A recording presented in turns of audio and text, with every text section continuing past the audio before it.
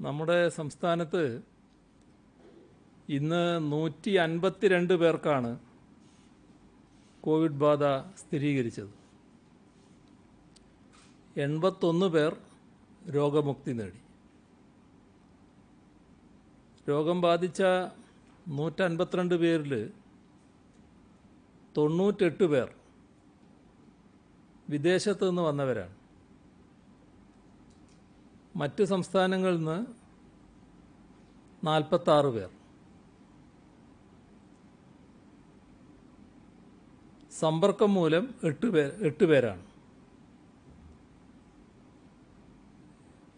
മറ്റ് സംസ്ഥാനങ്ങളിൽ നിന്ന് വന്ന് രോഗബാധ സ്ഥിരീകരിച്ചവരുടെ കണക്കെടുത്താൽ ഡൽഹി 15, പശ്ചിമ ബംഗാൾ 12, മഹാരാഷ്ട്ര 5, തമിഴ്നാട് 5, കർണാടക 4, ആന്ധ്രാപ്രദേശ് 3, ഗുജറാത്ത് 1, ഗോവ 1. പോസിറ്റീവായവരുടെ ജില്ല തിരിച്ചുള്ള കണക്ക് പത്തനംതിട്ട 25, കൊല്ലം 18, കണ്ണൂർ 17, പാലക്കാട് 16, തൃശ്ശൂർ 15, ആലപ്പുഴ 15, മലപ്പുറം 10, എറണാകുളം 8, കോട്ടയം 7, ഇടുക്കി 6, കാസർഗോഡ് 6, തിരുവനന്തപുരം 4, കോഴിക്കോട് 3, വയനാട് 2.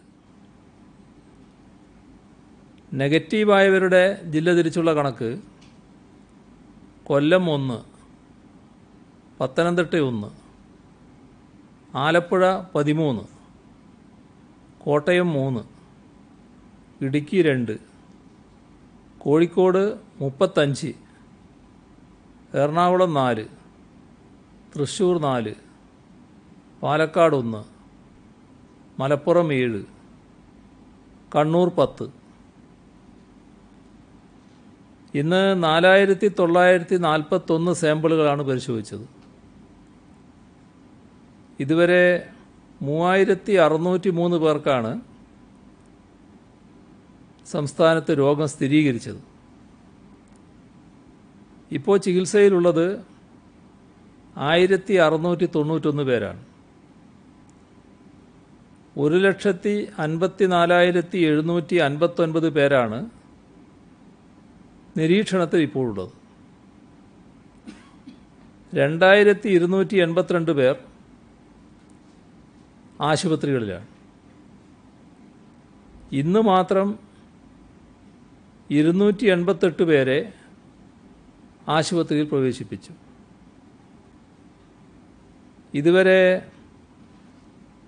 1,48,827 സാമ്പിളുകളാണ് പരിശോധനയ്ക്ക് അയച്ചത്.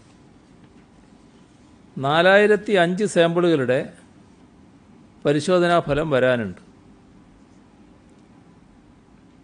സെന്റിനൽ സർവൈലൻസിൻ്റെ ഭാഗമായി ഇതുവരെ മുൻഗണനാ വിഭാഗത്തിൽപ്പെട്ട 40,537 സാമ്പിളുകളാണ് ശേഖരിച്ചത്. അതിൽ 39,113 നെഗറ്റീവായിട്ടുണ്ട്. ഹോട്ട്സ്പോട്ടുകളുടെ എണ്ണം 111. വിദേശ രാജ്യങ്ങളിൽ നിന്ന് വരുന്നവർക്ക് സ്ക്രീനിംഗ് നിർബന്ധമാക്കണമെന്ന നിലപാട് സർക്കാർ സ്വീകരിച്ചപ്പോൾ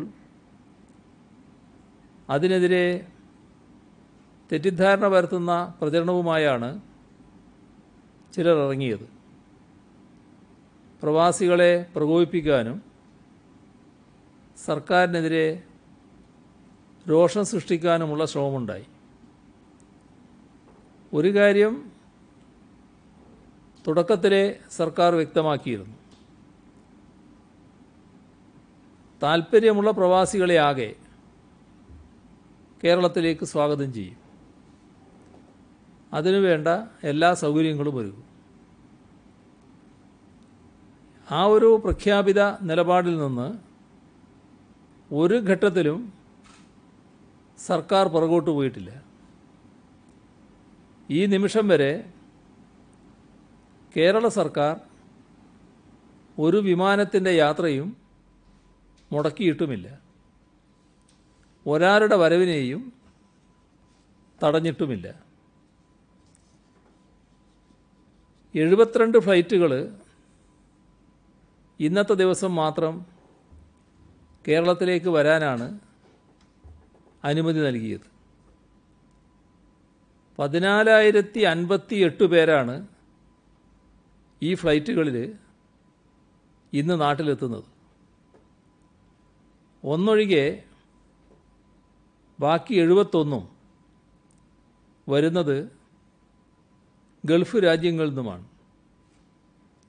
കൊച്ചിയിൽ 24, കോഴിക്കോട് 22, കണ്ണൂരിൽ 16, തിരുവനന്തപുരത്ത് 10. ഇത്തരത്തിലാണ് വിമാനങ്ങൾക്ക് അനുമതി നൽകിയത്. നമ്മുടെ ആളുകൾ നാട്ടിലേക്ക് എത്തണമെന്ന നിലപാടിൻ്റെ ഭാഗമായാണ് ഇത്രയും വിമാനങ്ങൾക്ക് അനുമതി നൽകിയത്. ഇതുവരെ 543 വിമാനങ്ങളും 3 കപ്പലുകളുമാണ് സംസ്ഥാനത്തെത്തിയത്. 543-ൽ 335 എണ്ണം ചാർട്ടേഡ് വിമാനങ്ങളാണ്. 208 എണ്ണം വന്ദേ ഭാരത് മിഷൻ്റെ ഭാഗമായി വന്നതാണ്. ഇതുവരെ 154 സമ്മതപത്രങ്ങളിലൂടെ 1114 വിമാനങ്ങൾക്ക് അനുമതി നൽകിയിട്ടുണ്ട്. ഇതിൽ ജൂൺ 30 വരെ 462 ചാർട്ടേഡ് വിമാനങ്ങൾക്കാണ് അനുമതി നൽകിയത്. ഇതുവരെ വിദേശങ്ങളിൽ നിന്നെത്തി രോഗം സ്ഥിരീകരിച്ച ആളുകൾക്കെല്ലാം സൗജന്യമായി കേരള സർക്കാർ ചികിത്സ നൽകുന്നുണ്ട്. ഗുരുതരമായ മറ്റസുഖങ്ങളുള്ള വയോജനങ്ങൾ ഉൾപ്പെടെ ചികിത്സിച്ച് ഭേദമാക്കാൻ നമുക്ക് കഴിയുന്നുണ്ട്. നമ്മുടെ സഹോദരങ്ങൾ എപ്പോൾ തിരിച്ചെത്തിയാലും ചികിത്സ വേണ്ടി വന്നാൽ അത് ലഭ്യമാക്കുക തന്നെ ചെയ്യും. 216 ലോകരാജ്യങ്ങളിലും പ്രവിശ്യകളിലുമായി വ്യാപിച്ച രോഗമാണ് കോവിഡ്-19. ഇതുവരെ 4,80,000-ത്തിലധികം ആളുകൾ മരണമടഞ്ഞു. 90 ലക്ഷത്തിലേറെ പേർക്ക് അസുഖം ബാധിച്ചു. 38 ലക്ഷത്തോളം പേർ ഇപ്പോഴും ചികിത്സയിലാണ്. നമ്മുടെ ഒരു പ്രത്യേകത, ലോകത്താകെ വ്യാപിച്ചു കിടക്കുന്നതാണ് കേരളീയ സമൂഹം. വിദേശ രാജ്യങ്ങളിൽ നിന്ന് കോവിഡ് ബാധിച്ച് മരണമടഞ്ഞവരെക്കുറിച്ച് ഈ വേദിയിൽ തന്നെ പലതവണ പറഞ്ഞു. കേരളത്തിലേക്കുള്ള യാത്ര മുടങ്ങിയതുകൊണ്ട് മരണമടഞ്ഞവരല്ല അവരാരും.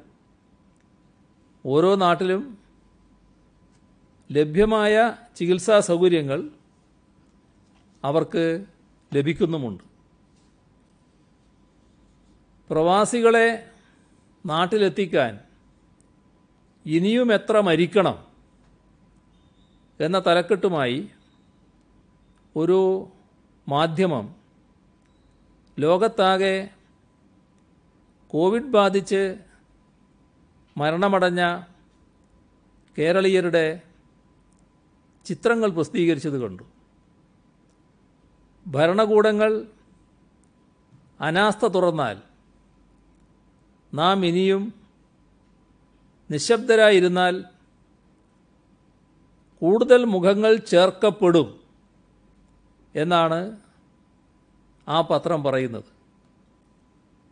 അതിന് മറുപടി പറയാൻ ഇവിടെ ഉദ്ദേശിക്കുന്നില്ല.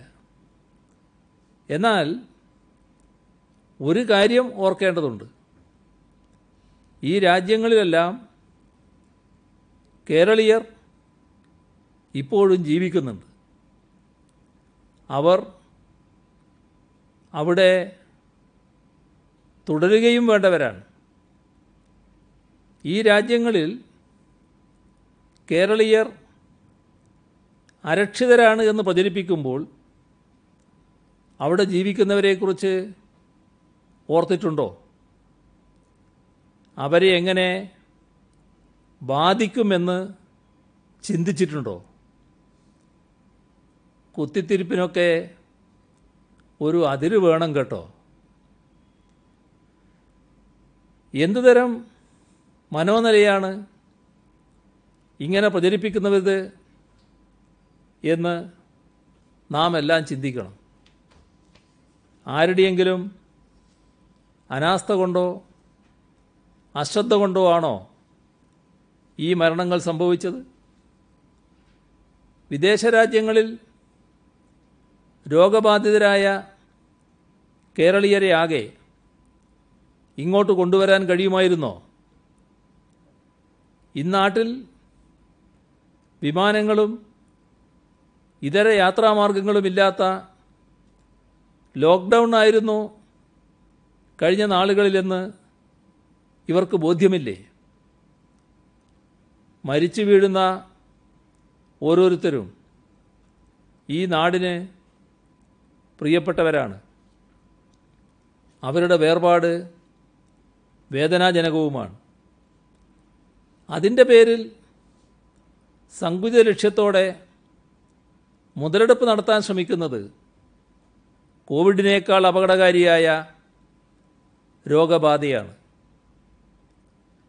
സംസ്ഥാന സർക്കാർ പരിശോധനാ കാര്യത്തിലും നിയന്ത്രണങ്ങളുടെ കാര്യത്തിലും കർക്കശമായ നിലപാട് ഇതുവരെ എടുത്തിട്ടുണ്ട്. അത് തുടരുകയും ചെയ്യും. ചുറ്റുമുള്ള യാഥാർത്ഥ്യങ്ങൾ ആരെങ്കിലും മൂടിവെച്ചതുകൊണ്ട് ഇല്ലാതാകില്ല. കേരളത്തിൽ നിലവിലുണ്ടായിട്ടുള്ള 90% കോവിഡ് കേസുകളും വിദേശത്തു നിന്നോ അന്യസംസ്ഥാനങ്ങളിൽ നിന്നോ വന്നവയാണ്. അതിൽ തന്നെ 69% കേസുകളും വിദേശത്തു നിന്ന് വന്നവരിലാണ് റിപ്പോർട്ട് ചെയ്യപ്പെട്ടത്.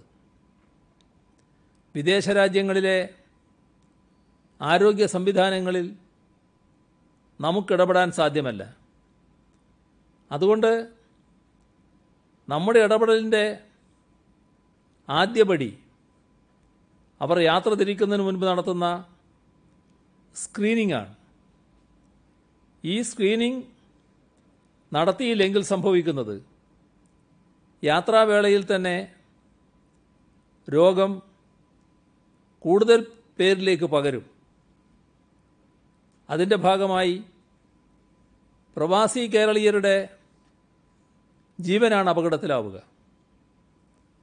നമ്മൾ ആദ്യഘട്ടത്തിൽ കേരളത്തിലേക്ക് കൊണ്ടുവന്നവരിൽ ഏതാണ്ട് 45% ആളുകൾ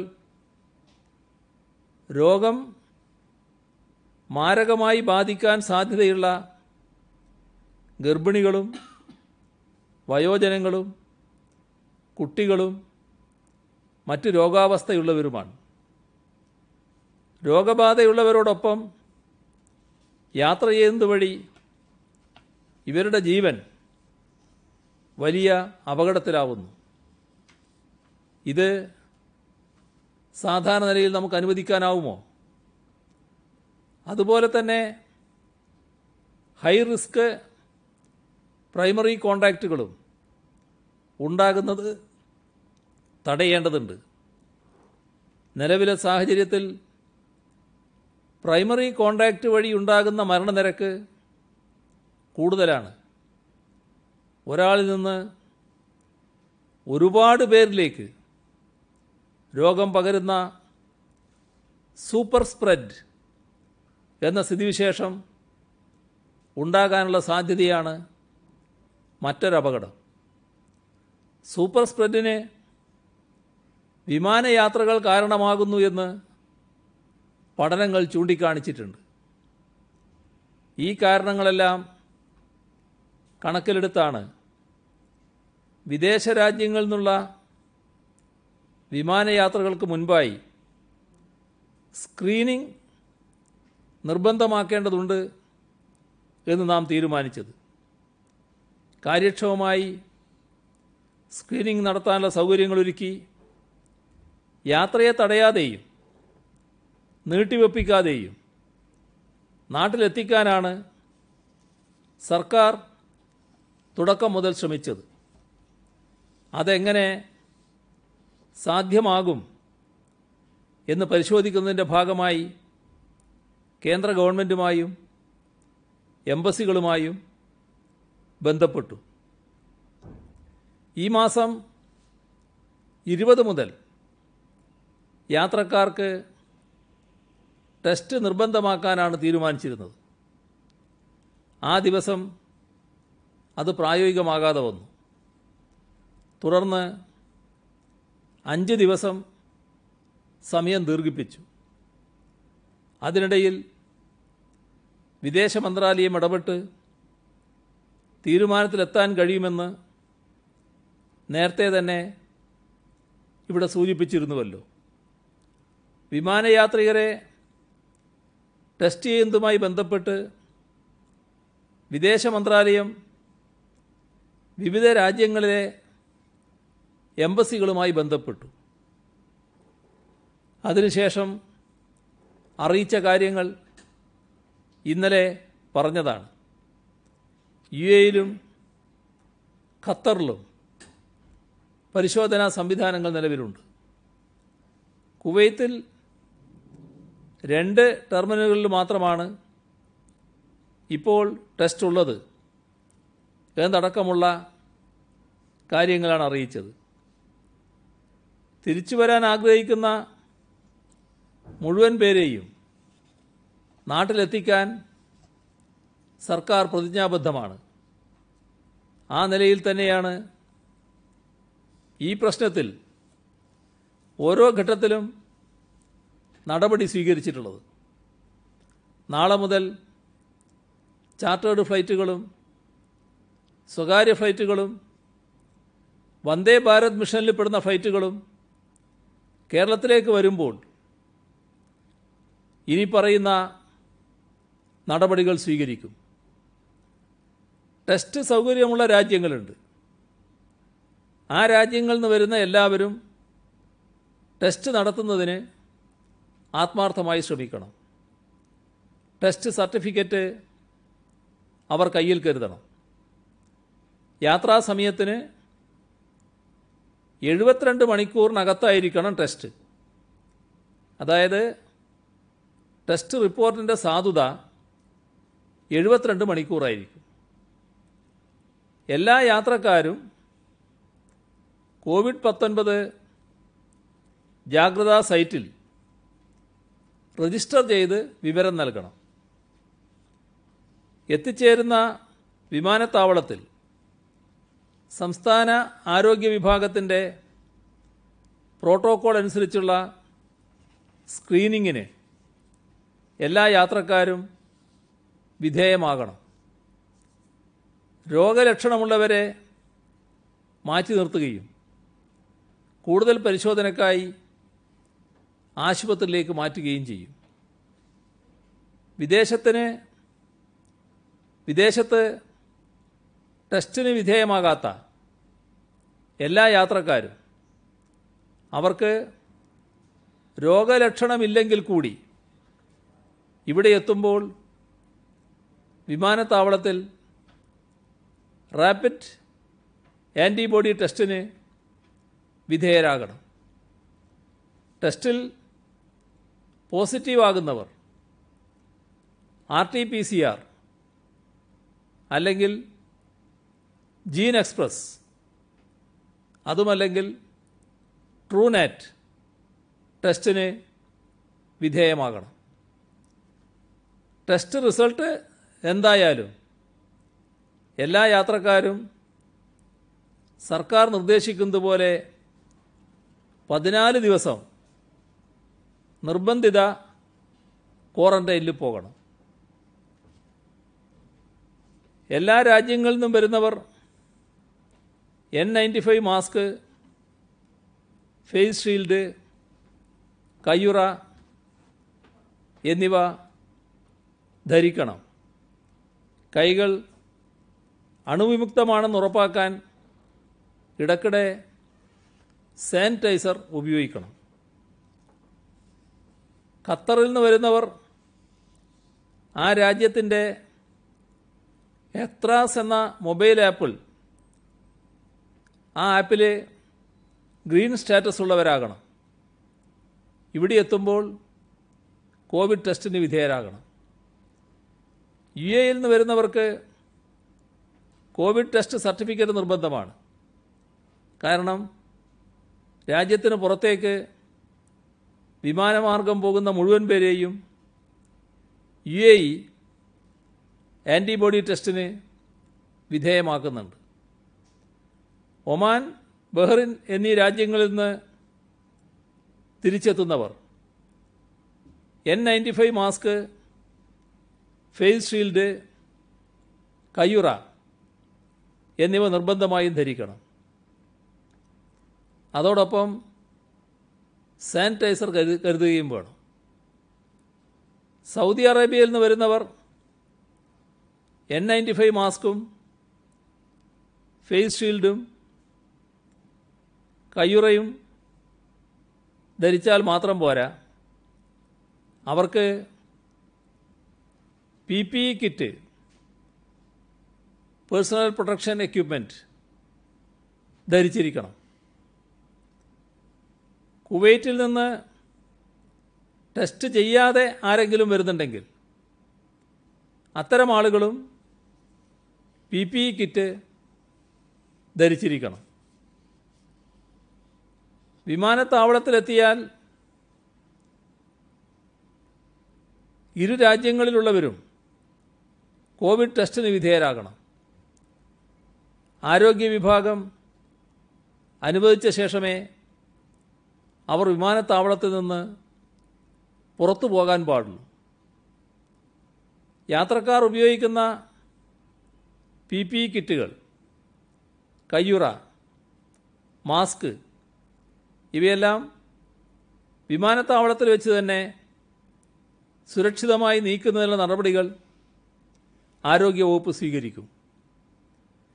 ഇവിടുത്തെ എയർപോർട്ടുകളിൽ ടെസ്റ്റിനുള്ള സൗകര്യമൊരുക്കും. ആരോഗ്യ സുരക്ഷ കണക്കിലെടുത്ത് സർക്കാർ ഏർപ്പെടുത്തുന്ന നിബന്ധനകൾ ലംഘിക്കുന്നവർക്കെതിരെ ദുരന്ത നിവാരണ നിയമം, പകർച്ചവ്യാധി തടയൽ നിയമം എന്നിവ പ്രകാരം നടപടിയെടുക്കും. ഈ കാര്യങ്ങൾ വിദേശ മന്ത്രാലയത്തെയും ബന്ധപ്പെട്ട എംബസികളെയും അറിയിക്കും. ചാർട്ടേഡ് ഫ്ലൈറ്റുകൾക്കായി അപേക്ഷിക്കുന്നവർക്ക് സംസ്ഥാനം NOC നൽകുന്നുണ്ട്. എന്നാൽ അപേക്ഷയിൽ നിശ്ചിത വിവരങ്ങളില്ലാത്തതിനാൽ എംബസികൾ അവ നിരസിക്കുന്നുണ്ട്.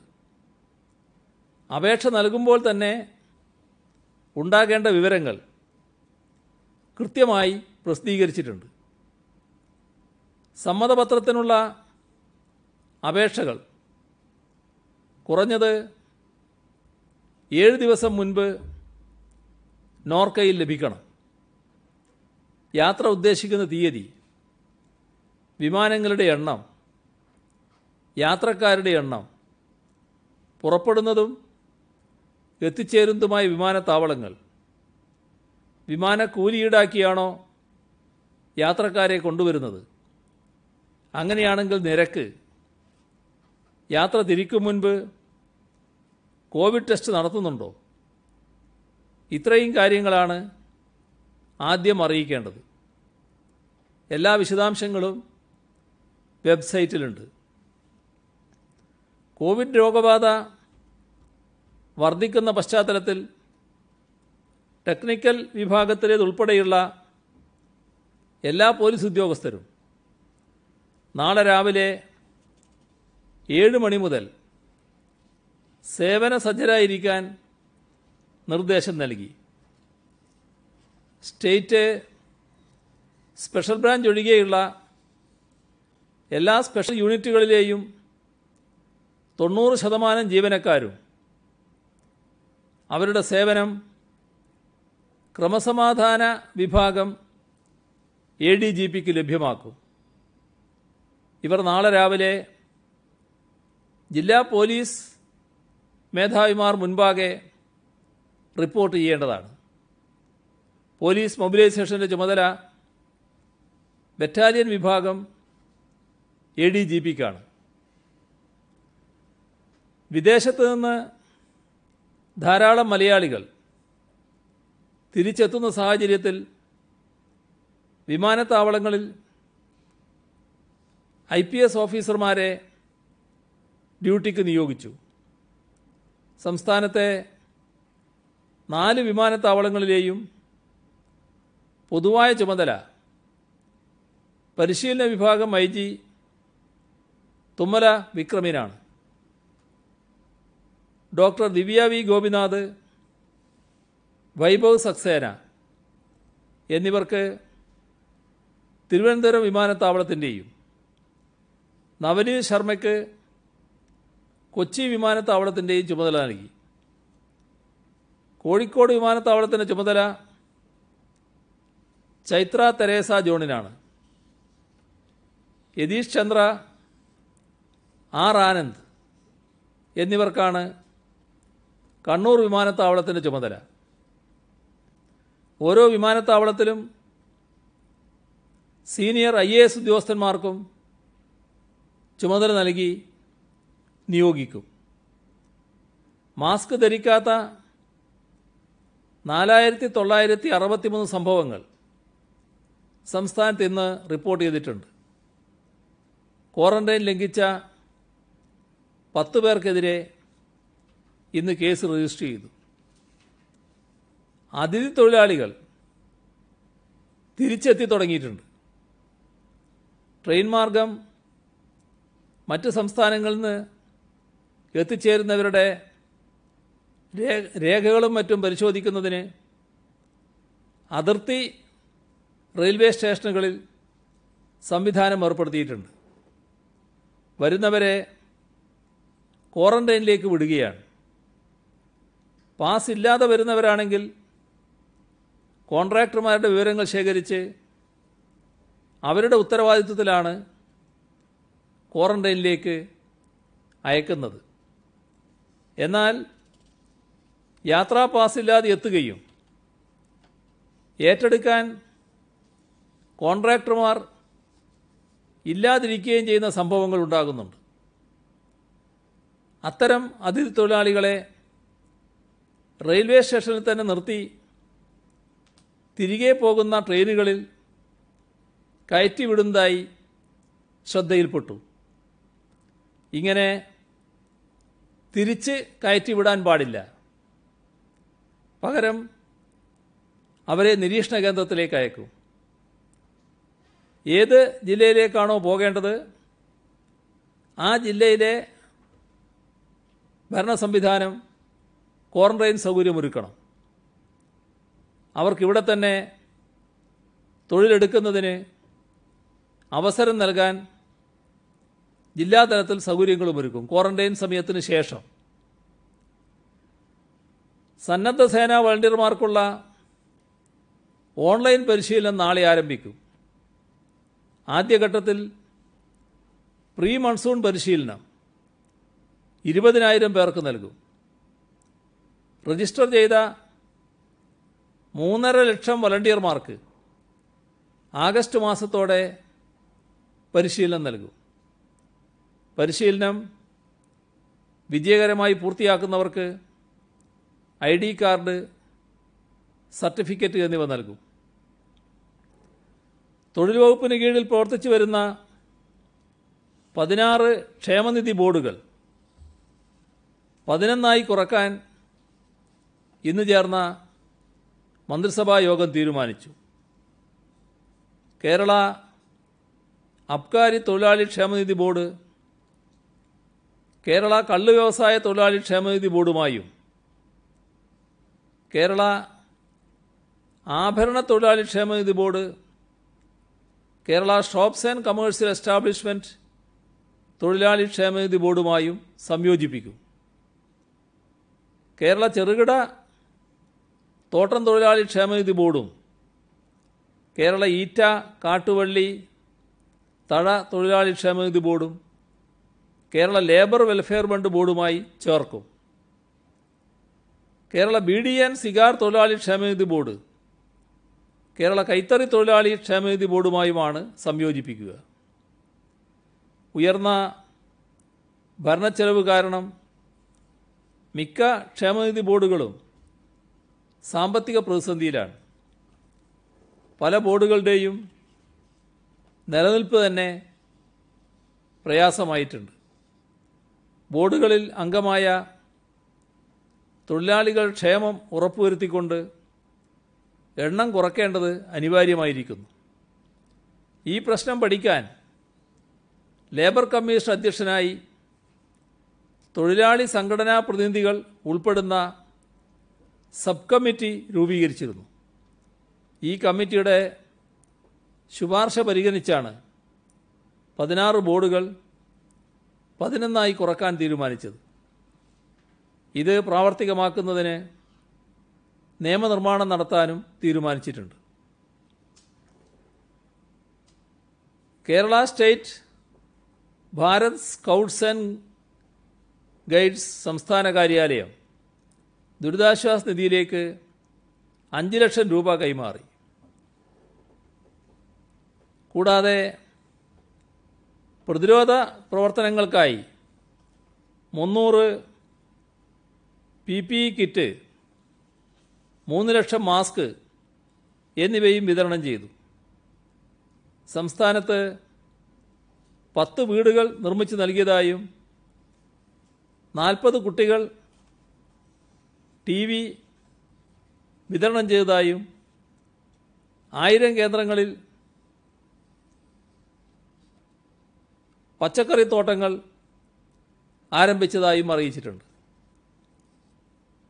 ദുരിതാശ്വാസവുമായി ബന്ധപ്പെട്ട് 6 ഫാം തൊഴിലാളികളും ജീവനക്കാരും ചേർന്ന് ഒരു മാസത്തെ ശമ്പളത്തിൻ്റെ ആദ്യ ഗഡു 24,19,154 രൂപ നൽകിയിട്ടുണ്ട്.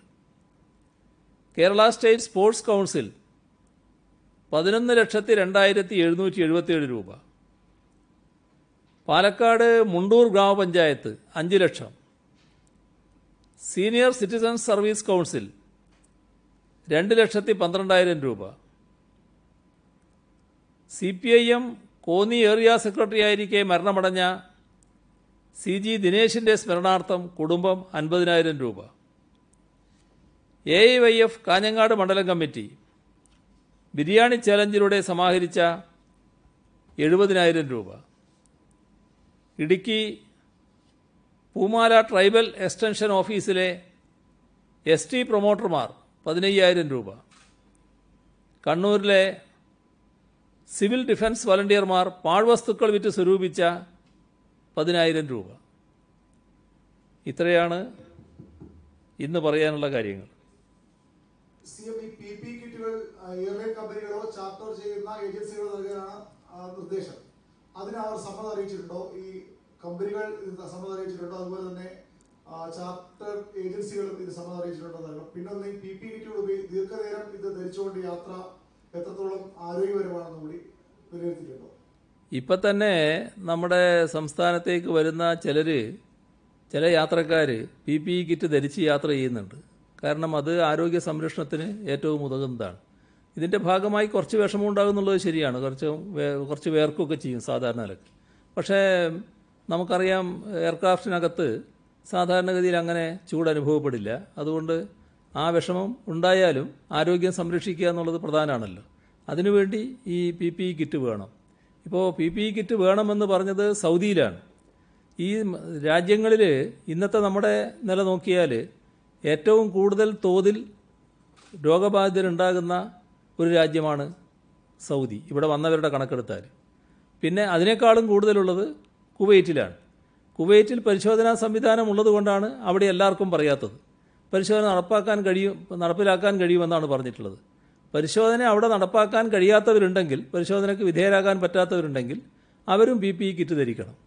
അപ്പോൾ PPE കിറ്റ് ഇപ്പോൾ കിട്ടാൻ പ്രയാസമുള്ളതല്ല, സുലഭമായി കിട്ടുന്നതാണ്. അത് ധരിച്ചുകൊണ്ട് വരാവുന്നതാണ്. ഈ കമ്പനികൾ നൽകാൻ തയ്യാറാണെന്ന് അറിയിച്ചിട്ടുണ്ട് സീമ, അല്ലെങ്കിൽ അതിന് പ്രത്യേക ചാർജ് ഈടാക്കുകയോ അങ്ങനെ എന്തെങ്കിലും ഉണ്ടാവുന്ന ആശങ്ക കൂടി പ്രവാസികളുടെ ഭാഗത്ത് വരുന്നുണ്ട്. പ്രത്യേക വിമാന ടിക്കറ്റിന്റെ നിരക്ക് വർദ്ധിപ്പിക്കുമോ, അതിന് വേറെ നിരക്ക് ഈടാക്കുമോ, അത്തരം ആശങ്ക കൂടി ഉണ്ട്. കമ്പനികൾ ഇത് സമ്മതം അറിയിച്ചിട്ടുണ്ടോ? അല്ല, PPE കിറ്റ് സാധാരണ യാത്രക്കാർ തന്നെ ചെയ്യേണ്ടി വരും. അത് ഇപ്പോൾ യാത്രക്കാരുമായിട്ട് അതിൻ്റെ കാര്യത്തിൽ ധാരണ ഉണ്ടാക്കണം. ഇവിടെ അതിന് യാത്ര ചെയ്യുന്നവർ PPE കിറ്റ് ധരിച്ചിരിക്കണം, അവിടുന്ന് വരുന്നവർ. അതാണ് വ്യവസ്ഥ. PPE കിറ്റും മാസ്കുമായിട്ട് ധരിച്ച് പ്രവാസികൾ വരട്ടെ എന്ന തീരുമാനം നേരത്തെ എടുത്തിരുന്നെങ്കിൽ ഈ വിവാദം ഒഴിവാക്കിക്കൂടായിരുന്നു. ഈ സർക്കാരിന് സർട്ടിഫിക്കറ്റ് വേണമെന്നുള്ളത് അനാവശ്യ വാശിയാണ് എന്ന പ്രതിപക്ഷത്തിന്റെ വാദം ഇപ്പോൾ ശരിയാവുകയല്ലേ ചെയ്തത്? അതല്ല വസ്തുത.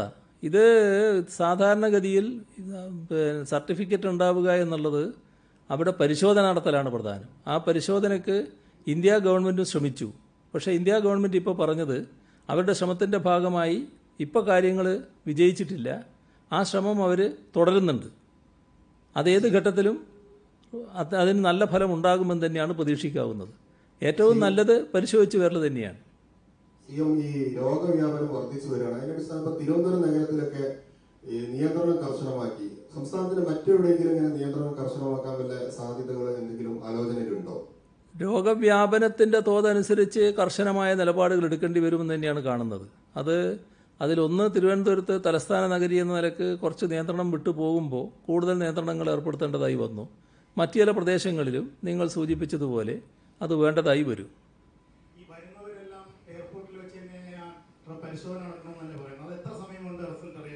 എത്ര സമയമായ റിസൾട്ടോ? റിസൾട്ട് വേഗം അറിയും. ഈ പറയുന്ന റിസൾട്ട് അറിയുന്നതിന് അധിക താമസം എടുക്കില്ല.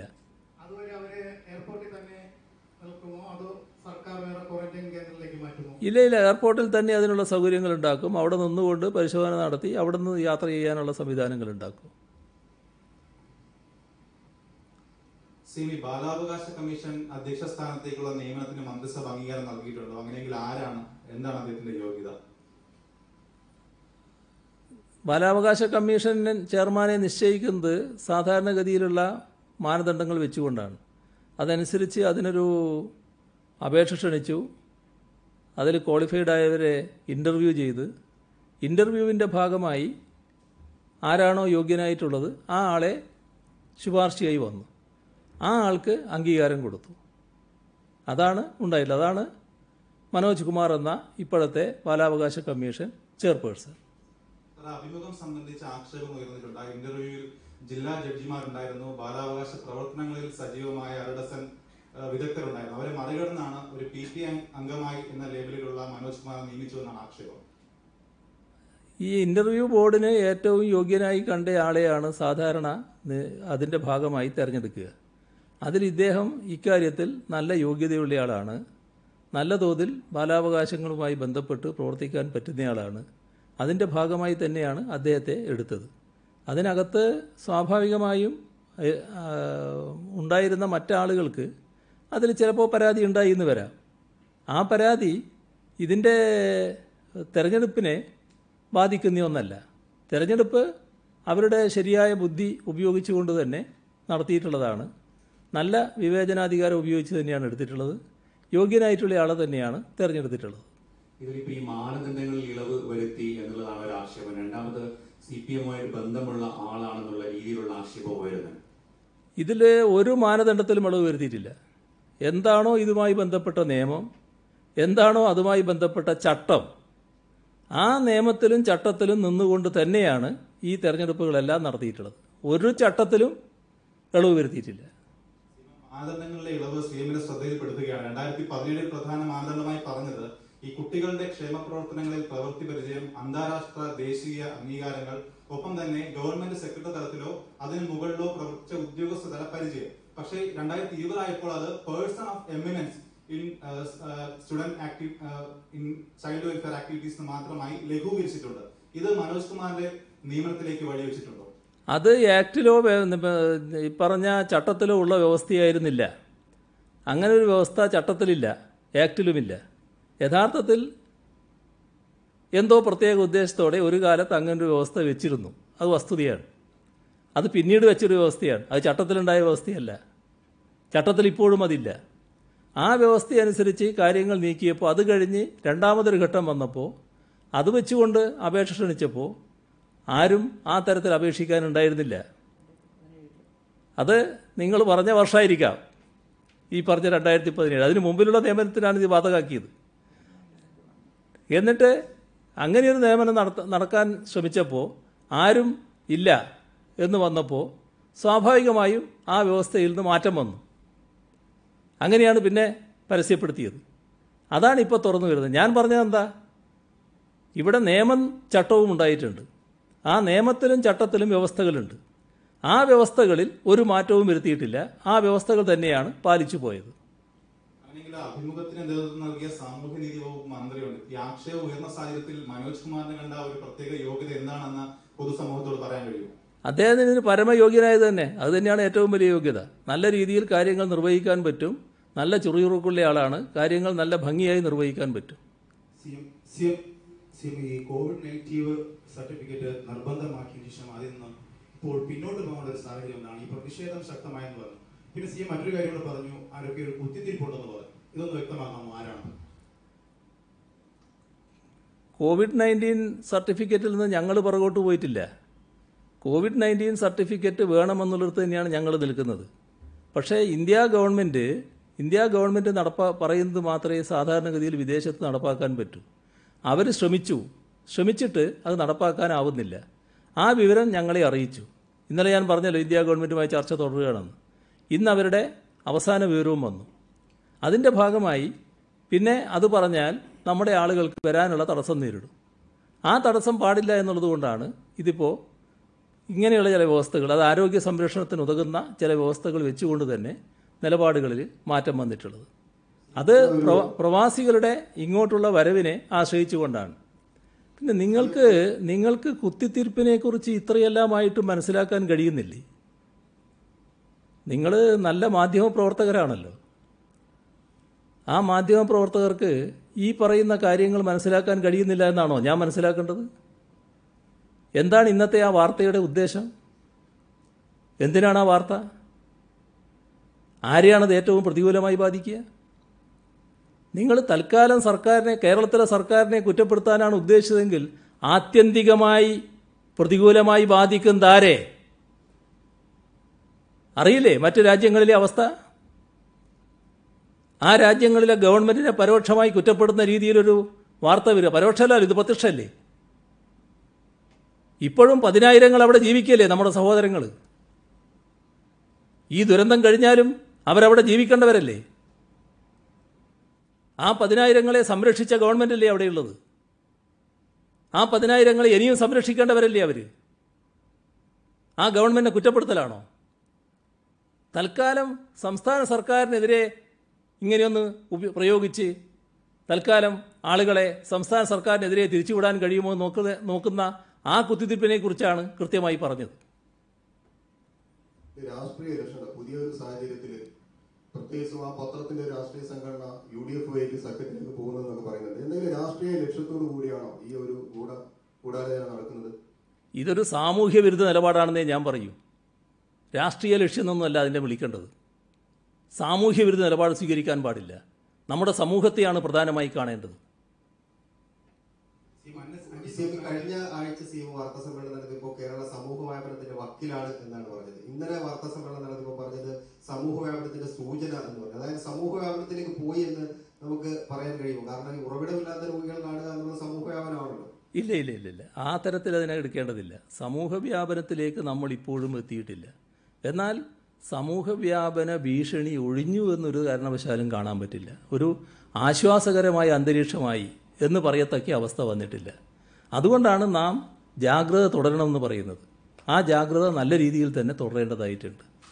നമ്മുടെ ശാരീരിക അകലം പാലിക്കൽ, മാസ്ക് ധരിക്കൽ, ആവശ്യമായ ജാഗ്രതയെല്ലാം പാലിക്കൽ, ഇതൊക്കെ നമ്മൾ ഒരു ശീലമാക്കി തന്നെ തുടരേണ്ടതായിട്ടുണ്ട്. ഈ സംസ്ഥാനത്ത് പോയിട്ട് വരുന്നവർക്ക് അല്ലെങ്കിൽ ഈ സംസ്ഥാനത്ത് ബിസിനസ് സ്ഥാപനങ്ങളുള്ളവർക്ക് ഈ ക്വാറന്റീനിന്റെ കാര്യം എങ്ങനെ? 2 ദിവസമൊക്കെ അവർക്ക് ആ ബിസിനസ് സ്ഥാപനത്തിലേക്ക് പോയിട്ട് വരുമ്പോൾ അവിടെ ക്വാറന്റൈനിൽ നിൽക്കേണ്ട ഒരു സാഹചര്യമുണ്ടോ? തിരിച്ചു വരുമ്പോൾ ഇവിടെ ക്വാറന്റൈനിൽ കഴിയേണ്ട സാഹചര്യമുണ്ടോ?